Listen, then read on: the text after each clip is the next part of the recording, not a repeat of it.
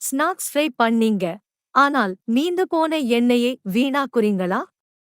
அதை பாதுகாப்பா மறுபயன்படுத்த ஒரு சீக்ரெட் இருக்கு. முதலில் ஃப்ரை செய்து முடித்ததும் அந்த எண்ணெய் முழுவதுமாக ஆறட்டும். சூடாக இருக்கும்போது வடிகட்ட வேண்டாம். அடுத்து ஒரு மெல்லிய மெட்டல் வடிகட்டி அல்லது துணி ஃபில்டர் பயன்படுத்தி எண்ணெயில் உள்ள துகள்களை நீக்குங்கள். இது எண்ணெயின் தரத்தை மேம்படுத்தும்.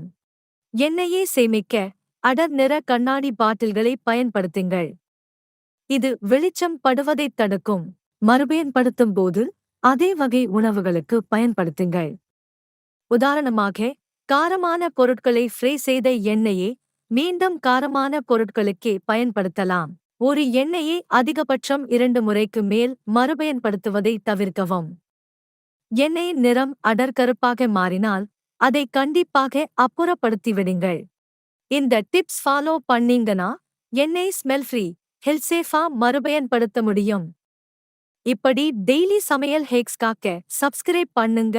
Cooked tips.